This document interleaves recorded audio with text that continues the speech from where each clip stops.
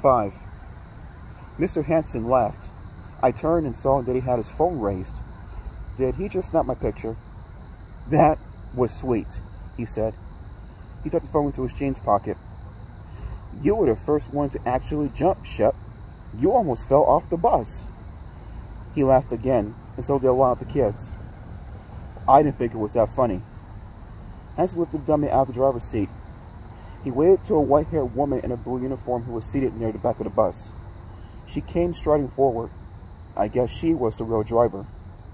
The dummy's hard wooden head bumped me as Hanson carried it away. The dummy's eyes were green and glassy, and his painted red-lipped grin was crooked. Something about it gave me the creeps. Take a seat, Hanson instructed me. We'll see how Courtney Levitt reacts to our guest driver. Her house is next. I dropped down next to Carlos. He had a bag of Twizzlers in his lap, and he offered me one. Before I could slide from the bag, I felt a hard slap on the back of my head. Ow! I spun around and stared at the grinning face of Trevor Pincus, my enemy. Yes, I have an enemy. Most kids don't have an enemy, but Trevor is mine. How did I get an enemy? Just lucky, I guess. Actually, Trevor and I have been good friends.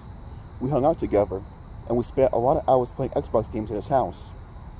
We were good buddies until I kicked him during a school soccer game and broke his ankle. Of course, it was an accident.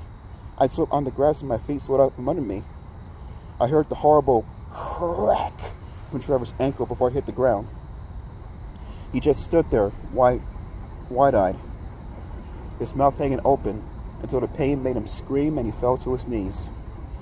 He had a few operations, and he walked on crutches for months. How many times did I apologize? Maybe 1,000. My parents sent Trevor gifts. I hurried to his house as soon as he came out of the hospital to apologize some more times, but he refused to see me. Later, he wouldn't even talk to me or text me back ever. So that was the end of our friendship and the beginning of our enemyship. And now from the bus seat behind me, Trevor gave the back of my head a hard slap, and he said, "You're such a total jerk, Shep. You screamed like a baby when you saw that stupid dummy in the driver's seat." "Did not," I said through gritted teeth. "Leave Shep alone," Carlos told Trevor. "Who's going to make me?" Trevor kicked the back of my seat so hard it made me snap forward, then back. "Just ignore him," Carlos said to me. He handed me a Twizzler. We sat chewing. Trevor settled back in his seat. Carlos eats only candy. I've never seen him eat much real food.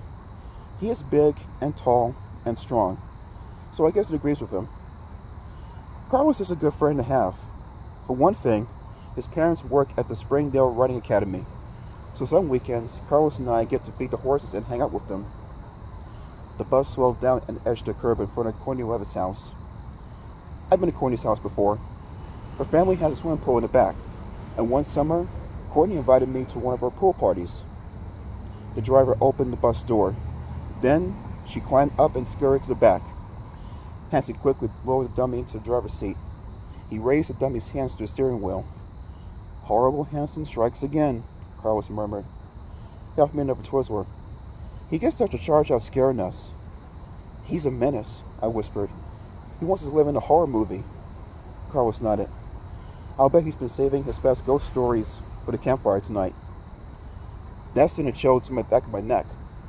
It made me think of Anna Lee. A picture flashed into my mind. The picture of her coming at me. That stern look on her face. Reaching for me. Reaching for me. I shuddered. "What's wrong?" Carlos asked, bumping my shoulder with his. "Nothing," I said. I pointed out the window. "Here comes Courtney." Courtney and her parents were striding down the driveway, carrying an overnight bag and a backpack as a sleeping bag. Everyone got quiet. They all wanted to see how Courtney would react when she saw the dummy in the driver's seat. Hanson had his phone ready to snap a photo. He couldn't hide his excitement. He was actually giggling. I leaned forward, my hands on the seat back in front of me. I watched Courtney climb onto the bus. She turned and gazed down the long aisle. I guess she was trying to see who was already on board. Then she turned to the driver. She squinted at the dummy for a moment. Then she grabbed his hand and shook it. "Nice to meet you. I'm Courtney," she said. Everyone laughed. Hanson groaned. He lowered his phone. I could see how disappointed he was that Courtney didn't scream or act horrified. Take a seat, Courtney, he said. Dawn Meadows' house is next stop. Courtney pushed past him, waving at some of her friends near the back. Hanson reached for the dummy, but he stopped when the bus door slammed shut. I heard a loud roar. Hanson's eyes bulged as the bus jerked forward. Hard. The teacher stumbled and fell onto the front row. Sprawled over two kids. Another roar. The bus lurched away from the curb. Kids started to scream. Hanson struggled to stand up. The bus rocketed down the middle of the street, picking up speed. We were zigzagging crazily from side to side.